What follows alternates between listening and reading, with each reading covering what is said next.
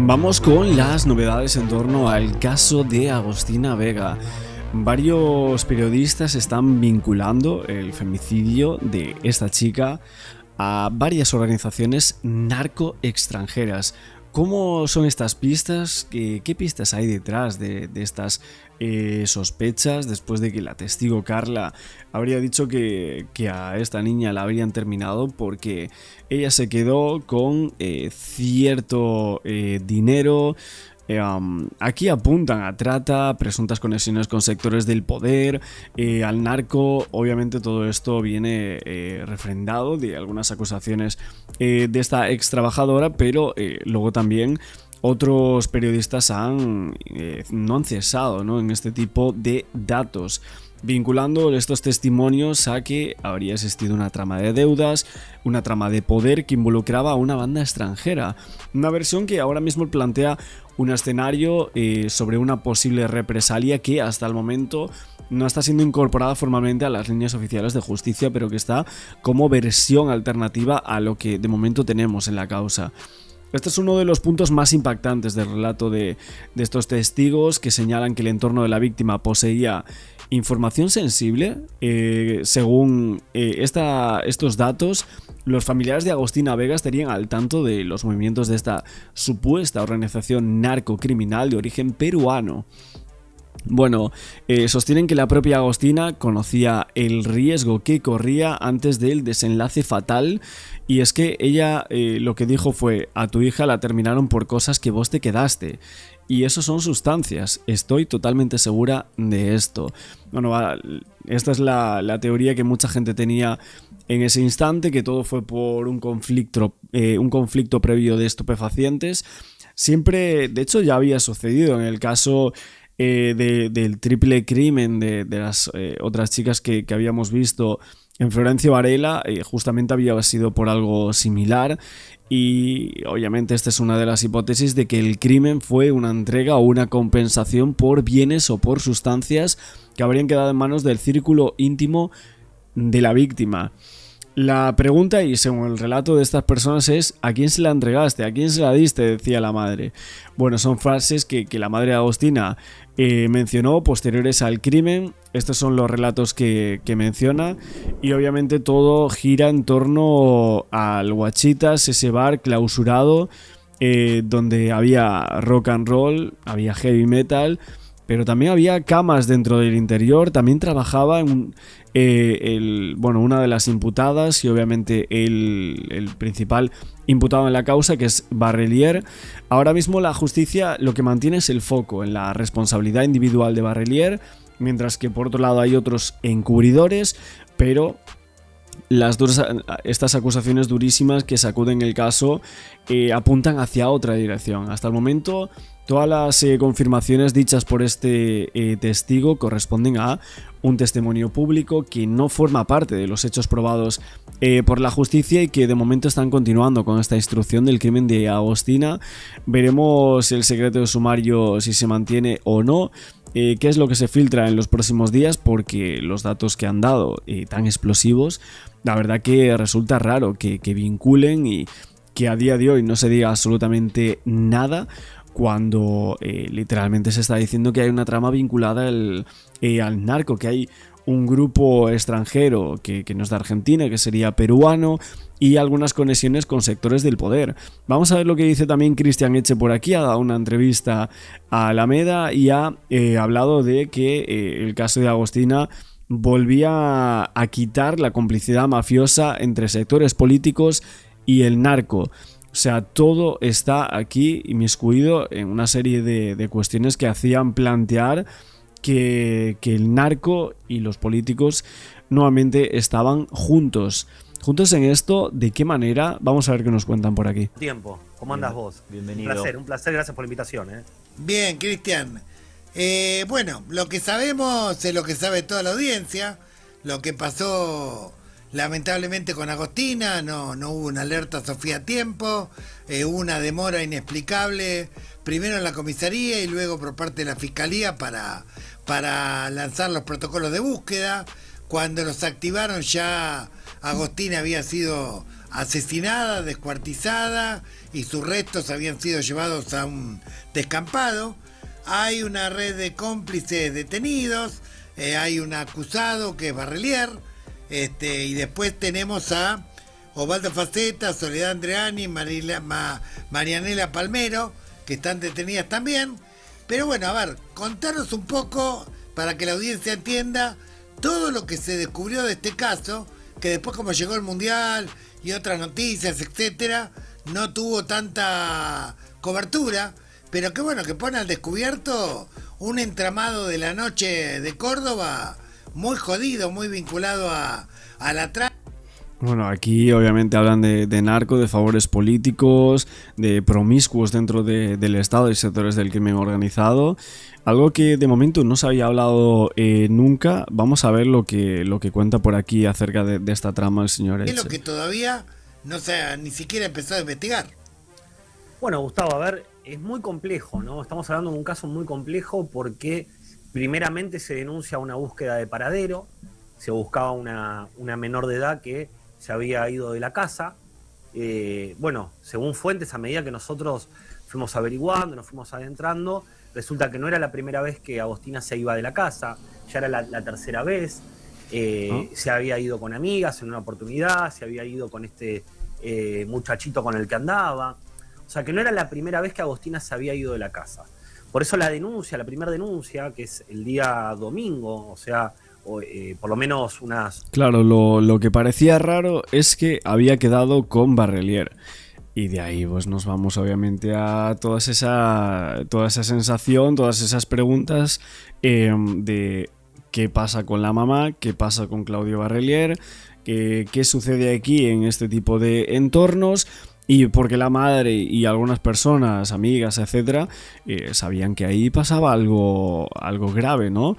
Porque no se había ido con la gente que ya se había marchado en otras ocasiones, ¿no?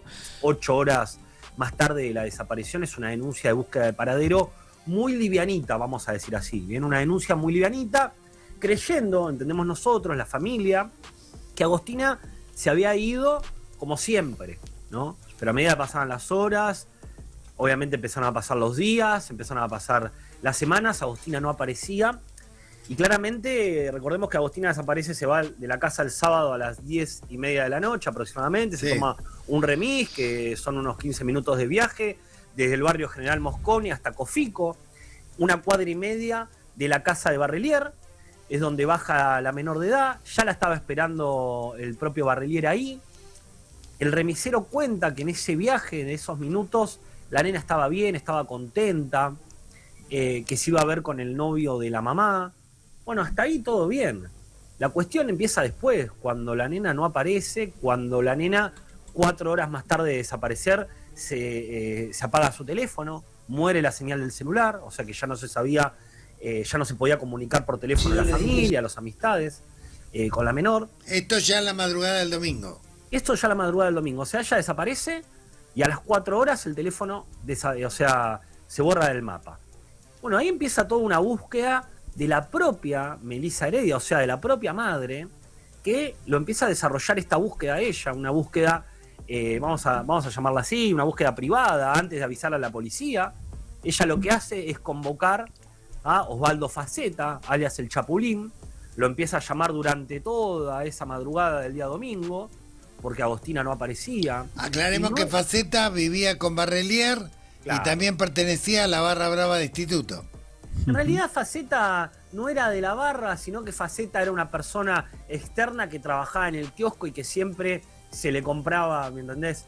Esa cerveza, sí acompañaba, pero no era de la barra, ¿no? Bien. Lo estuve buscando y sí, figuras, fotos con gente de la barra, pero no era una persona, digamos, del riñón de la barra, ¿no? Sí, capaz Matías Córdoba, que sí ya se lo había identificado en videos con banderas, en banderazos, ya otra relación. Matías Córdoba, que también vivía en la parte de arriba de la casa de Barrelier. No, en esa casa vivía hasta el apuntador, ¿eh? Vivía muchísima gente en esa casa. Bueno, Faceta, ¿qué es lo que hace? Faceta en un momento atiende el llamado de Melissa, donde Melissa le cuenta que Agostina se había ido de la casa, ¿no? Entonces, Faceta, cuando cierra el kiosco, con 2 amigos, él estaba con 2 amistades, que esas dos amistades, uno es dueño de un vehículo gris, ¿te acordás? Había hablado de un vehículo gris. Bueno, Faceta cierra el kiosco a las 4 de la mañana con estos dos amigos. Estas 3 personas se van desde el kiosco hasta Mosconi, unos 15 minutos. Hasta Mosconi, llegan a Mosconi, a la casa de Melissa, a eso de las 4:30, 5 de la madrugada, bien. Ahí empiezan a generar una búsqueda en un auto. Los dos hermanos, las dos personas estas amigas de Faceta y Melissa. ¿Qué es lo que le dice Melissa? Vamos a el barrio Juan Pablo II. ¿Qué es ese barrio Juan Pablo II? Bueno, en ese barrio es donde vivía este muchacho de 18 años llamado Franco. Tanto para, vamos a decirlo así, tanto para la madre como para el fiscal en la primera hipótesis y línea de investigación, Agostina estaba con Franco. Claro. Agostina estaba con este pibe de 18 años que era una especie de noviecito que tenía una relación. ¿Qué es lo que pasa? Que se dan cuenta que Franco, ese sábado de la noche, estaba preso. Claro. Estaba en cana por pelearse en la vía pública. O sea que Franco queda esa línea, esa primera línea de investigación, que no solamente tenía la madre, que la madre es la que denuncia, que la nena podría estar con Franco, que en ningún momento menciona a Barrelier. Esa línea de investigación se cae a las horas cuando la policía entrevista con el padre de Franco. Y ahí es donde cuentan que estaba preso y automáticamente chequearon el dato que sí, que Franco había estado preso. Bueno, obviamente todo eso se descartó muy rápido y se dejó de hablar literalmente de esta situación. Pero claro, ahora nos vamos al punto Barrelier. El otro quedó descartado, pero Barrelier evidentemente no, que justamente era no el novio de su hija. Fíjate, o sea, la madre pensando, uy, a ver si no va a ser el noviecito de mi hija, pero fíjate que al final había sido el noviecito, su propio novio, ¿no? Que era Claudio Barrelier en aquel momento. Bien. Ahora, este Barrelier tenía antecedentes. Bueno, finalmente todo el mundo sabe lo que ocurrió. Lo que ocurrió es que Barrelier aparentemente, o por lo menos de lo que lo acusa el fiscal, es de haberla asesinado, descuartizado, probablemente con un intento de, no sé. Bueno, de momento no se confirma si hubo una intención, etcétera.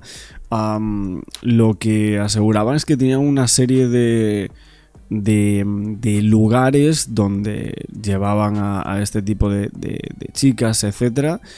Y toda esta cuestión al principio no se quería cerrar, no estaba. Y ahí intentaron cerrarla como un único homicida.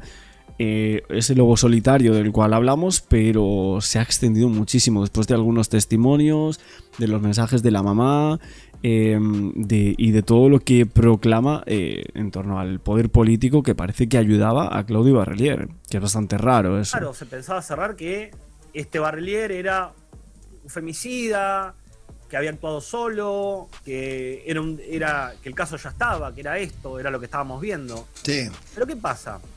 La madre Agostina no es ni el periodismo acá, no es ni un abogado de un lado o del otro, es la propia madre la que trae a colación estas palabras que para mí fueron fundamentales, que es el ajuste de cuentas.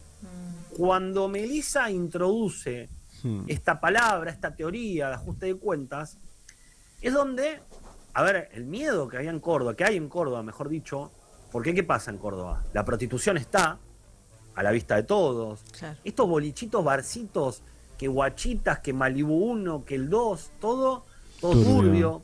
Sí, a ver, es una barbaridad porque al final están vinculando este tipo de bares en los que al parecer estaban algunos de estos imputados, o sea, los imputados del caso Agostina merodeaban estos bares, incluso eran hasta productores del mismo. La madre había estado por allí, sabía perfectamente de este tipo de lugares. Agostina parece que también había estado en alguna ocasión. Entonces, cuando la madre, por ejemplo, el otro día dio unas declaraciones y dijo, es que todos tendrían que haber escuchado muchísimo más a mi hija. Y dice, el entorno de él está metido en esto. O sea, ¿qué quiere decir con esto la madre? Que se explaye un poquito más en esto, porque es que dice, habría que haber escuchado más a mi hija. Yo creo que la tendría que haber escuchado ella. Ella es quien la tenía que haber escuchado. Y luego que el entorno de él, ¿de quién? ¿De su novio?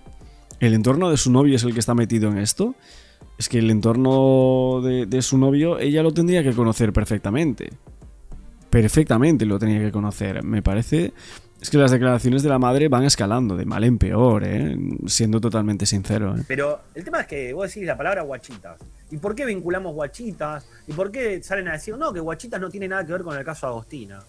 Pero acá solos, como si estarían perseguidos, vamos a decirlo así, como si estarían perseguidos, el municipio sale a clausurar guachitas. Claro. Y después, un mes del femicidio de Agostina, van y lo allanan y buscan. Claro, ahí buscan todo tipo de sustancias en las paredes de este sitio. Ven que era un lugar más turbio de lo que se pensaba en un primer momento, y luego que estaba regentado por la novia de Barrelier, por esa pareja, bueno, una de las parejas, el vínculo que tenía ella allí, que evidentemente era importantísimo, ¿no? Importante, pero acá la cuestión entra... Y es donde nosotros, no es que uno empieza a hacer teorías conspiranoicas, decir, no, que la política, que esto, no. Acá la cuestión, ¿cuál es? Concreta.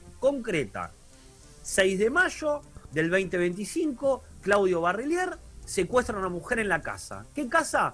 Juan del Campillo 878, la casa del horror. La misma casa, claro. ¿Qué es lo que pasa ahí? A una mujer la invitan y apenas ingresa a ese domicilio, Barrelier se le tira encima y le saca el teléfono celular, la ata en una silla, empieza a sacar una serie de fotos, empieza a hablar por teléfono, hablando... Bueno, literalmente vemos como nos han contado esa situación de una manera completamente diferente a la cual la habíamos visto. La madre estaba con un tipo que se dedicaba, pues no sé si a una especie de entregador, una especie de... ponerlo como queráis, pero, ostras, una persona que sabe que ha hecho eso, pues creo que sería bastante difícil estar con ella, ¿no? Y al final, esa situación de juntar a tu hija con ese señor terminó la muerte de tu hija, tristemente. Pero esa es la realidad. Sabiendo lo que había pasado, incluso ella... dice que ayudó a pagar para que saliese de la cárcel después de hacer esa barbaridad a esta persona.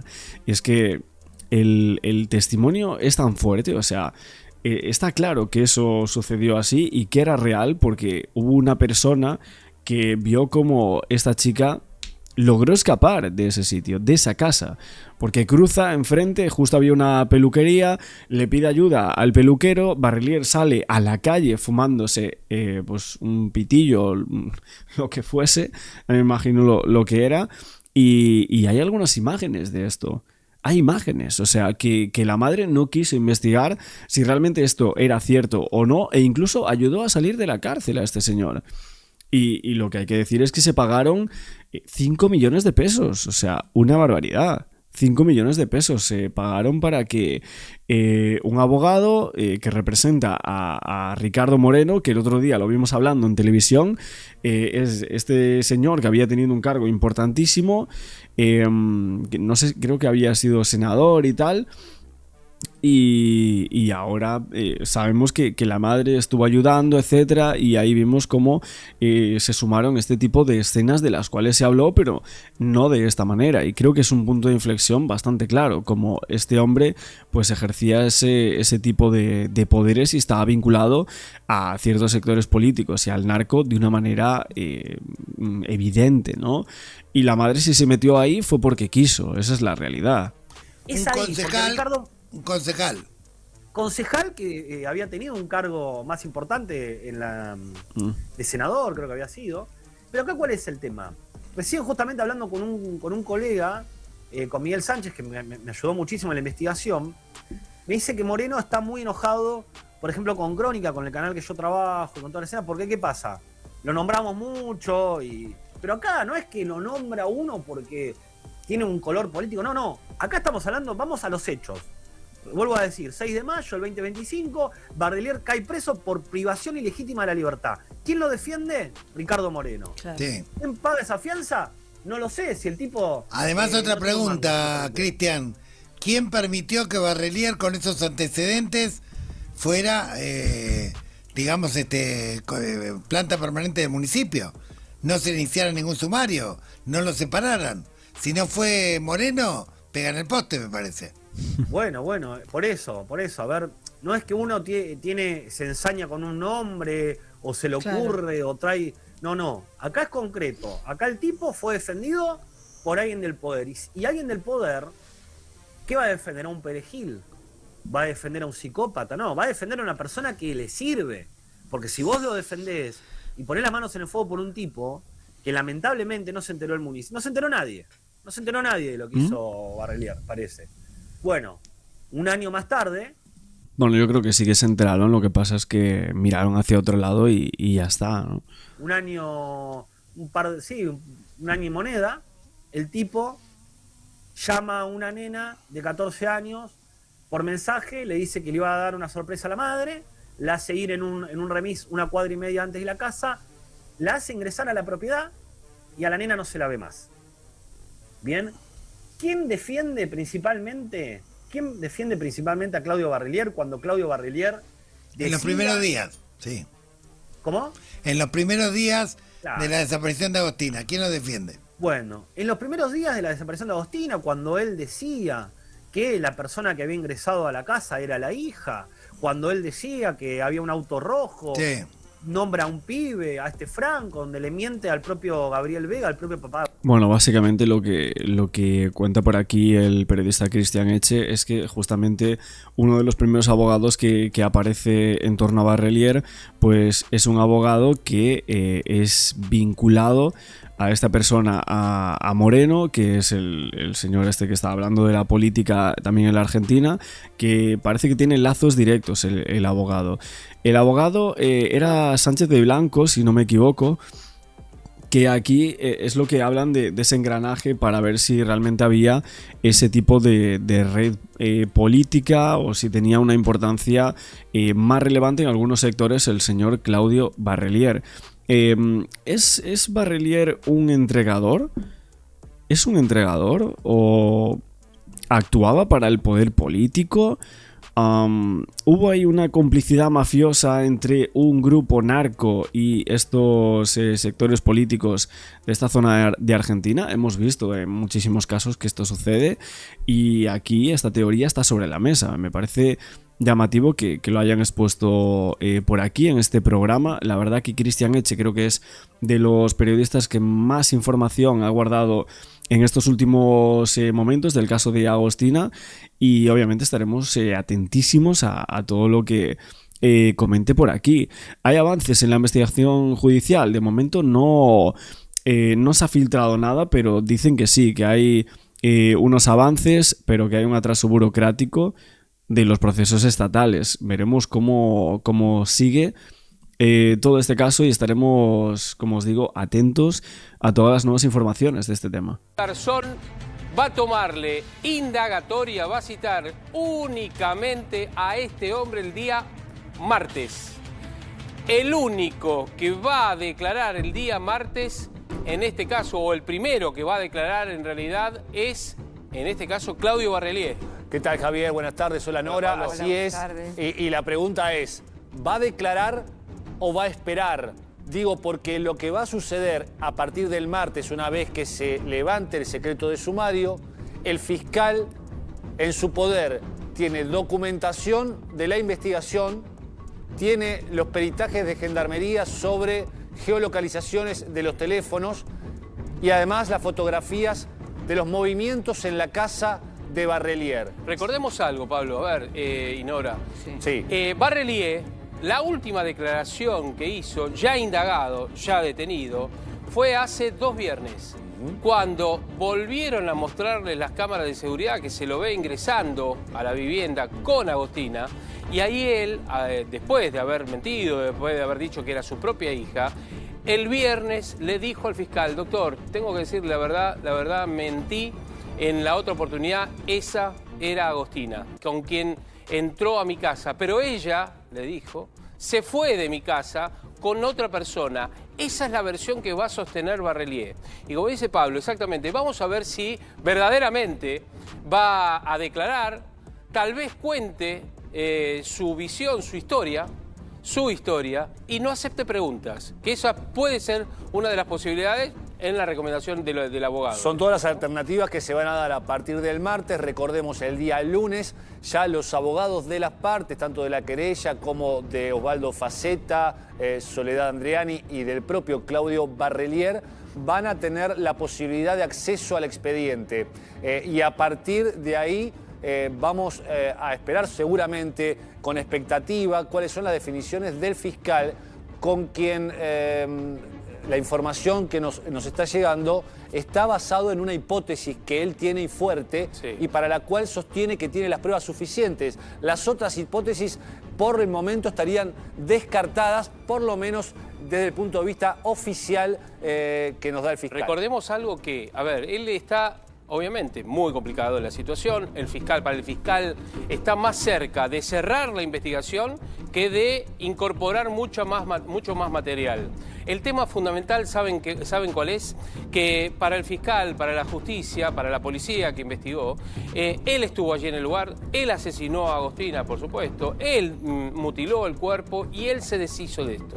Ahora, ¿fue solo? Bueno, los hechos hablan a las claras de que para la justicia no es así, porque está detenido Osvaldo Facetta, su amigo inquilino, y también su otra pareja, porque tenía varias parejas en ese mismo momento. Tenía a su pareja con la cual vivía con su hija, a la madre de Agostina, y también a Soledad Andreani, que es la que le prestó el 4K. Todos estos elementos van obviamente en contra de él, porque él en su momento había negado que había salido en un automóvil que le habían prestado, hasta que apareció en la cámara de seguridad mostrándolo a él viajando en un 4K negro. Así es. A ver, quiero contarte, Javier, que por supuesto en este momento el fiscal está preparando la indagatoria, pero también se le harán preguntas a los otros detenidos, seguramente con posterioridad. Vamos a ver si alguno de todos los detalles que fueron circulando en estas últimas semanas se comprueban o no. Por ejemplo, teníamos información en un primer momento que había muestras que revelaban que el 4K había sido utilizado. ¿Esas muestras están? ¿Existe la sangre o se transportó el cuerpo de Agostina en ese 4K? Bueno, la hora de la verdad en muy poco tiempo ya lo vamos a conocer. El dato es importante. A ver, acá te vamos a contar ahora, en esta tarde, los datos concretos que hay en la investigación. Pero también, con Pablo, vamos a desandar el camino de las defensas. Totalmente. Porque tienen que rebatir todas las pruebas que hoy tienen, y muchas de ellas son contundentes por parte de la justicia. Te vamos a contar en detalle qué es lo que hay, sin guardarnos absolutamente nada y contándote lo que hay en este expediente. Tenemos la línea de investigación, más allá de cómo arrancó todo, hoy lo que tiene el fiscal el martes a Barrelier le va a decir: señor, ¿qué hizo usted cuando recibió a Agostina y la hizo ingresar en su vivienda? Más allá de todo esto, va a ir con preguntas para tratar de analizar justamente la respuesta de Barrelier. Recuerden ustedes que los tres imputados, como tales, no están obligados a decir verdad ni a autoincriminarse. Por ende, pueden mentir. Lo que vamos a recorrer, Javier, ahora son las hipótesis de cada una de las partes de esta investigación. Por supuesto, vamos a arrancar con el fiscal Raúl Garzón, sí, quien tiene, por lo menos a consideración, más allá de que seguramente habrá algún elemento con el que seguirá indagando, tiene un cuadro de situación determinado que a la vez se asemeja bastante al de uno de los abogados, que es el de la familia Carlos Nagy, y en algún punto también relacionado con la perspectiva del padre biológico. Pero vamos a ver las similitudes y diferencias en las diferentes hipótesis. Un dato: este hombre, el que ven ustedes acá, este fiscal, es el mismo fiscal, más allá de distintas causas, el fiscal del caso de los bebés. Sí. ¿Se acuerdan que murieron en el neonatal, que los mataron en realidad, esa enfermera y demás? Este fue el fiscal que investigó. Este fiscal se cargó un ministro de salud, lo digo judicialmente hablando, ¿no? Sí. Se cargó un ministro de salud de la provincia de Córdoba que estaba en funciones, además de otros funcionarios, además del director de la clínica. Digo, para que entiendan quién es este fiscal también. Es bueno lo que aclarás, porque este caso, por supuesto, empieza también a teñirse de a veces operaciones políticas. hablan de que pronto el fiscal podría querer encubrir algún sector, y acá lo que está diciendo Javier, ojo, que este fiscal en su investigación en su momento hizo caer a un ministro. Vamos con las sospechas que tiene el fiscal Garzón, que Barrelier actuó solo y en el contexto de un abuso sexual. Esta es la primera sospecha que tiene y por lo menos ha trascendido. Lo que quiere decir con esto es que Barrelier la convocó engañada a Agostina porque lo que quería era tener una relación sexual. Estamos hablando de una nena de 14 años. Tal cual. Una nena de 14 años. Como te decía, las sospechas del propio fiscal Garzón coinciden con la teoría del abogado de los abuelos de Agostina y de Melissa, que indican que la nena fue asesinada en la casa y fue desmembrada en la casa, y exigen más pruebas para certificar las otras versiones que anduvieron dando vuelta en la causa por parte de los diferentes abogados y algunos investigadores. Algunos de ellos asociados con el papá que hizo una investigación privada. Ahora las hipótesis. Un dato, ¿por qué para el fiscal acá no hay un ajuste de cuenta? En principio por ahora, porque no hay ningún elemento. Porque si hubiera habido un ajuste de cuenta, la madre hubiera tenido, o alguien hubiera tenido un mensaje, ¿sí? A propósito de en este caso, el crimen de la nena. La hipótesis de la Fiscalía: las personas que ingresan media hora después son inquilinos identificados. Reiteramos, esto es lo que tiene la Fiscalía y de lo que ha comprobado. ¿Vieron esa imagen de dos personas entrando en la sombra, casi en la sombra? Parecían que eran tres. No, siempre fueron dos, y estos están identificados como los inquilinos. Un padre y un hijo. Exacto, que no estaban en la noche, no, una esposa, los esposos, la pareja. Por eso, pero los que entran son dos hombres. ¿O entra un hombre y una mujer? Un hombre y una mujer, que son los inquilinos que viven. Esas son las dos personas que ingresarían. Eso es lo que tiene el fiscal. Es lo que asegura el fiscal. Exacto. El resto de los habitantes de la casa, asegura el fiscal por las pericias acústicas que se realizaron, podrían no haberse enterado realmente de lo que pasó en ese cuarto. Podrían. Exacto. Por eso podrían no haberse enterado, y hay algunos elementos interesantes para analizarlo. Y Faceta y Soledad, para el fiscal, por eso los detiene en un primer momento, habrían encubierto el crimen. Pero está pendiente realmente qué rol cumplió cada uno. Y esto seguramente se va a terminar evacuando. Recordemos siempre, estamos frente a una investigación en desarrollo que recién comienza. Sí. Es muy importante. Un dato que es importante, Sí. el rol de Faceta. Faceta es el gordo Faceta o en este caso Osvaldo Faceta. Lo que cree el fiscal es que Faceta sabía que se iba a encontrar con Agostina. Bien. Y lo que tenía que hacer, o la tarea que tenía que hacer, era alejar a la madre si la madre lo llamaba por alguna cuestión. Una suerte de campana. Exactamente, una suerte de campana. Ahora, la otra posibilidad es que Faceta no supiera con quién estaba, en este caso Barrelier, el hombre que le alquiló la vivienda.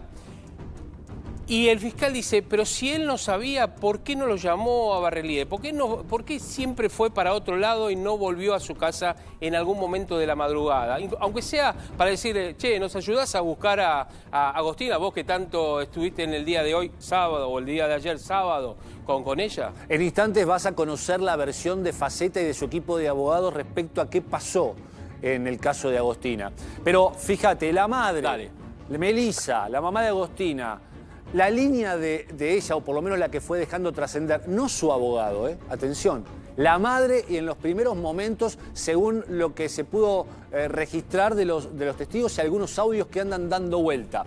Melissa habría descubierto que Barrelier le mintió.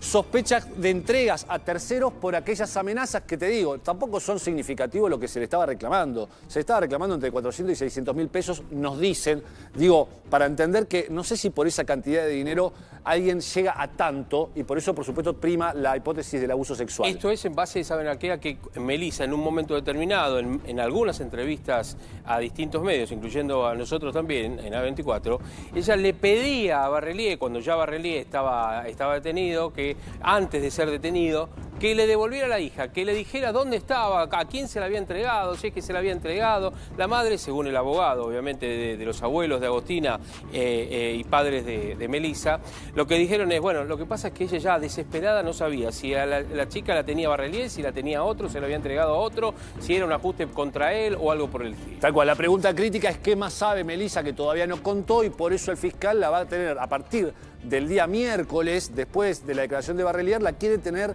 frente frente a frente para preguntar y está esperando que mantenga o no una línea de lo que está diciendo. A ver, ¿cuál es el razonamiento de esta hipótesis que sería la del ajuste de cuentas por amenazas de tercero o una venganza?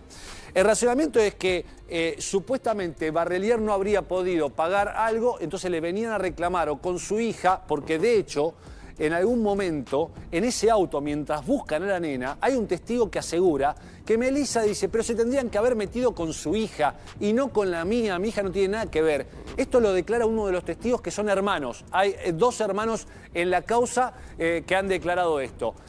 Vamos ahora, Javi, con la hipótesis que ya ha trascendido de parte del propio Carlos Nagy, que es el abogado no solo de Melissa, sino también de los padres que son los querellantes. Los abuelos de Agostina son los querellantes en esta causa, no la madre que está internada. Salió de la internación y a las pocas horas volvió a ser internada. Carlos Nagy también, un abogado muy reconocido en Córdoba, que ha tenido varios casos resonantes también y que, a ver, va en consonancia, como decía Pablo, justamente de la hipótesis de la Fiscalía y, por supuesto, lo que hay en este caso es que contempla la situación de la madre en esto de la hija, Agostina, y la madre fueron engañadas por Barrelier.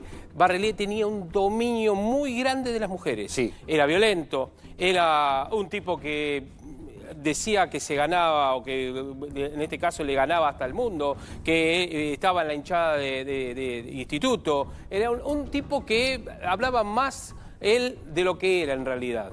Pero a las mujeres las tenía dominadas psicológicamente. Bueno, es un caso... Y a la madre de Agostina también. Es un caso de estudio, sí, la relación con Marianela. Exacto. De sumisión total, nos dicen, de parte de una mujer que fue y está en una relación desde que tiene 15 años con Claudio Barrelier. Tanto es así, mirá, Pablo, un dato, porque a vos te debe pasar, a nosotros nos pasa.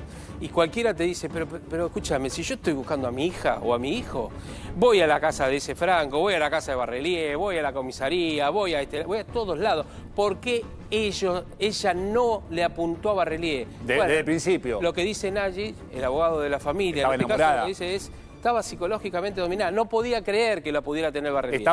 A nosotros nos dicen, era completamente enamorada de Barrelier y dicen que el amor es ciego. Quería sumar una cosita con respecto a esto que están contando de la mamá de Agostina, porque aparecen muchos audios, pero hay uno en donde aparece la mamá de Agostina diciendo que habló con Faceta. Y mira toda la información que tenía Melina, chicos, porque Melissa dice, no la vio más nadie, gordo, le dice a Faceta. Él, por Barrelier, fue el único que la vio, nadie más la vio, ni siquiera los amigos, nada. A ella, a las amigas le dijo que iba a la casa de mi novio para hacerme un regalo sorpresa. Obviamente es él. Decía Melissa con respecto a Faceta. Le decía Faceta. A Faceta. ¿Y cuándo se lo decía? ¿Vos tenés ese dato ahí dando vueltas?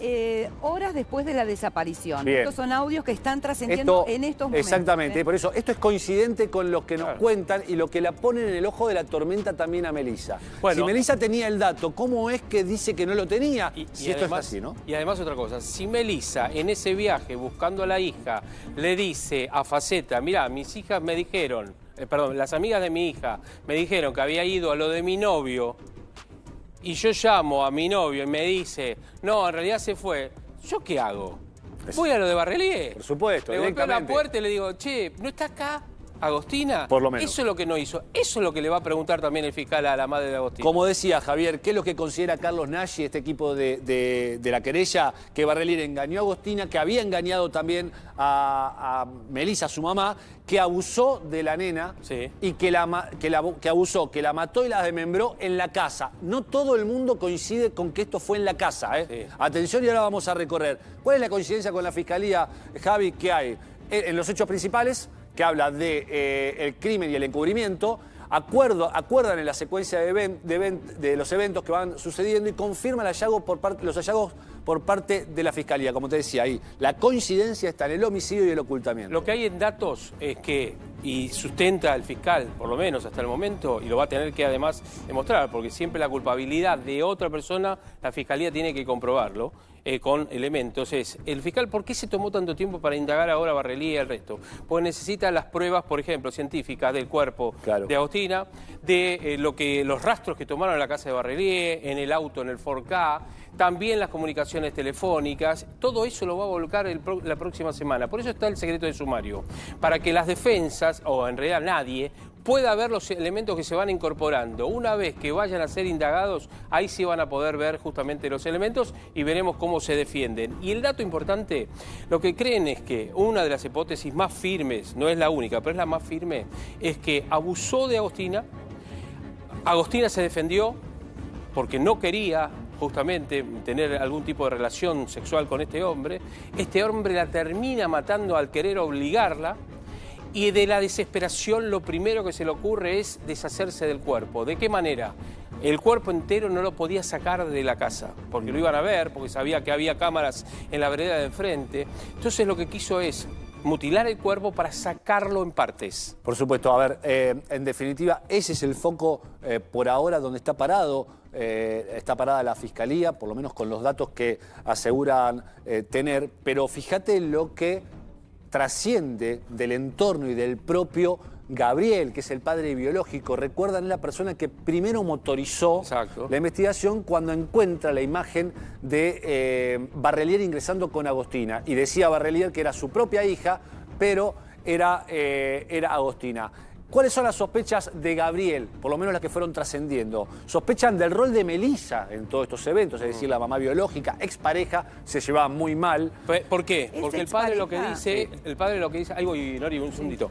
El padre lo que dice, ¿sabes qué? Dice, ¿cómo puede ser que no fue a la casa de Barrelier? Es lo que decía Porque vos. él lo primero que hizo es ir en la tarde. Él estaba en San Luis. Sí. Se viene de San Luis el domingo, cuando se entera a media mañana que la nena no aparecía, se viene de San Luis y una de las primeras cosas le dice, ¿a dónde fue? ¿Qué sabemos? No, porque me dijeron que Barrelier estuvo con ella y la recibió.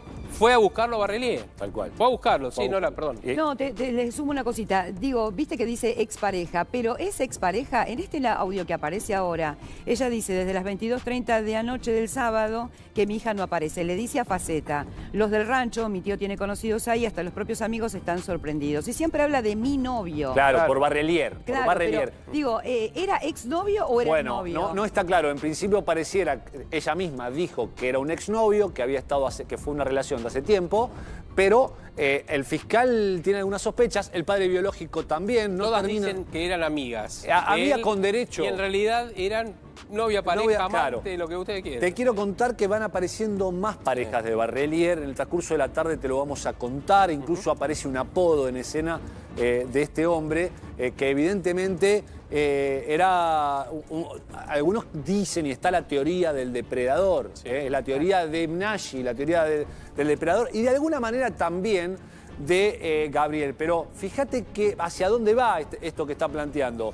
Gabriel sospecha también de un encubrimiento coordinado y la investigación que hace es de alguna manera en parte una investigación personal con vínculos que tiene con personas de la policía. Porque él fue policía. Exactamente. Y renunció como tal y se dedicó a otra actividad. ¿Qué es lo que piensa y con qué se fue encontrando? Nos dicen Gabriel, el papá de Agostina, con que Barrelier era parte de una organización vinculada a la prostitución. Esto lo ponemos en condicional, pero hay elementos que permiten pensar, por lo menos algunos testigos la han ubicado en este bar Guachitas, de donde aparecen camas, una puerta secreta hacia un antro en donde se ejercería la prostitución. Este no es el primer ataque de Barrelier. Esto es importante, porque este grupo de gente asegura que Barrelier hizo y realizó un ataque sexual grupal. Recuerden esta palabra, grupal, hace 10 años a una nena de 12. Esa nena hoy tiene 22. Recordemos que el año pasado hubo otro ataque a una mujer que estaba prácticamente privada de su libertad y desnuda sale corriendo y pide auxilio. Y además que le dice, te ato porque las personas que van a venir a dar el dinero quieren verte así. Bien, exactamente. Esto abre, por supuesto, las sospechas de si actuó solo Barrelier o si esto fue en el contexto de un ataque sexual grupal. Es importante y vamos a ver qué tiene el fiscal para desechar o no esta teoría. La hipótesis de Gabriel Barrelier abusó de Agostina, posible complicidad de otros en el crimen. De hecho, está Faceta y la Sí, otra mujer. y segura Sí. posible complicidad, esto de posible ataque grupal, posible complicidad en el crimen y segura complicidad de los demás en el encubrimiento. Claro, exactamente. Esas son las diferencias. Que lo ¿Qué ayudaron coincide? a él. Que lo ayudaron. ¿Qué coincide con el fiscal? En las complicidades. Exacto. Vamos con la última, que es Faceta. El contexto de Faceta, ¿qué dice Faceta? Ustedes recuerden, Faceta Habló. es el que dice que me cambiaron la frazada. Pero acuérdense algo, él, a ver, por consejo de su abogado, el abogado le dijo, viendo que estaba ya proyectado, porque las pruebas lo iban a complicar más, le dijo, te apretó la policía, porque además denuncia que la policía Le pegó lo golpeó. par de trompadas. A ver, estamos hablando del crimen de una nena, el descuartizamiento de una nena.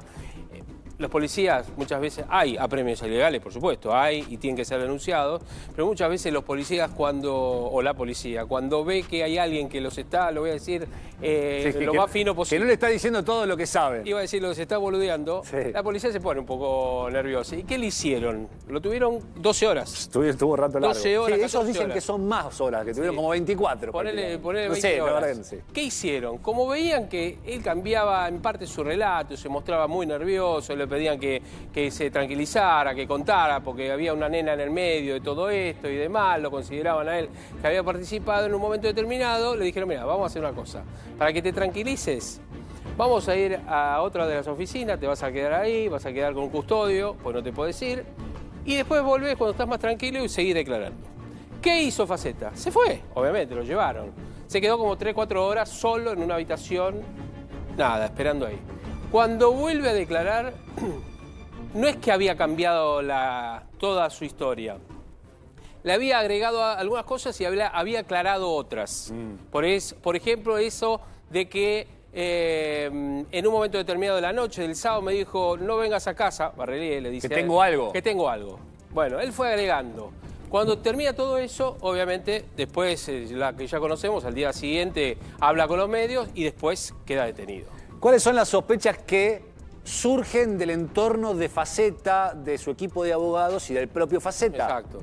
Que Barrelier no estaba solo, que Faceta lo que dice es que él es un perejil como el perejil de Nora Dalmazo, así, tal cual como te lo estoy diciendo, y que Agostina sí pudo haber sido abusada. Exacto. Pero que él no tiene absolutamente nada que ver con este asunto porque estaba en un kiosco panadería con otras 2 personas desde Exacto. las 4:30 y solo, después de que Barrelier se va. Después en una línea de tiempo, si llegamos, te vamos a explicar estos puntos. ¿Qué lo complica? ¿Qué lo complica de esto? Sí. Que él, no solamente creen que lo que hizo es alejar lo más posible de la idea de Barrelier a la mamá de Agostina, sino que además, en la tarde también del día domingo, él se metió de una manera directa o indirecta entorpeciendo o desviando la investigación. Es decir, una cosa es decirle a la madre, en este caso de la víctima, mira, yo creo que no pasa nada, y otra cosa es saber que algo podía pasar y seguir desviando la investigación. Eso es lo que lo complica más a Faceta que en el caso de Soledad, que después vamos a ver. Fíjate lo que trasciende también, según Faceta y su equipo de abogados, pudo haber ocurrido que en el domicilio o al domicilio hayan llegado personas conocidas o desconocidas, creen que conocidas de Barrelier, y que no estaba solo Barrelier, que no necesitaba matar a Agostina porque el vínculo con Agostina de alguna manera existía, que no habría sido un ataque en principio de... Esto, insisto, no lo decimos nosotros, lo dice el Faceta y su entorno. Y que acá tiene que haber algo más, que no puede ser que Barrelier, con quien había una relación, con quien le pidió el teléfono no se lo dio, pero sí le dio un buzo, después eso lo vamos a ver, no era necesario. ¿Qué pasará? ¿Qué piensa esta gente respecto a qué pasó? Y ahora, Javi, hablemos de los puntos claves de esta defensa, porque dice, no estaba solo, abusó de Agostina, pero otras personas podrían haber llegado a la casa. Sí. Y que podrían haber sido desconocidos los que lo mataron a la Agostina. idea de Faceta, ¿no? La idea de Faceta estamos hablando. Dice que podrían haber sido desconocidos que mataron en el cuarto donde él dormía, pero Barrelier no tenía necesidad de hacerlo. Que no tenía necesidad de hacerlo. Eso. Y que Barrelier habría tenido que deshacerse del cuerpo no porque se lo dejaron ahí. Sí. Si fue Barrelier, debió deshacerse del cuerpo en el lugar, en el momento, y que lo desmembró en otro sitio y Sí. dice él, o sostiene la que defensa de no él. es en la casa. Claro. Porque si no, él se hubiera dado cuenta al momento de volver a la Exacto, vivienda. no logra reconocer a las dos personas que ingresan como vecinos, Sí. pero acá lo llamativo es que es la primera persona, el primer grupo de abogados que indicaría que el desmembramiento no se habría producido en la casa. Tal Vamos cual. a ver qué es lo que tiene el fiscal. Después, en un ratito nada más, pues vamos a seguir con esto, te vamos a contar la línea de tiempo, todo lo que hay en la investigación, vamos a tener algunas notas y por supuesto, atención con lo que te vamos a contar respecto de los nuevos datos que tiene el fiscal al cuerpo de Agostina y a los elementos que tiene sobre la mesa.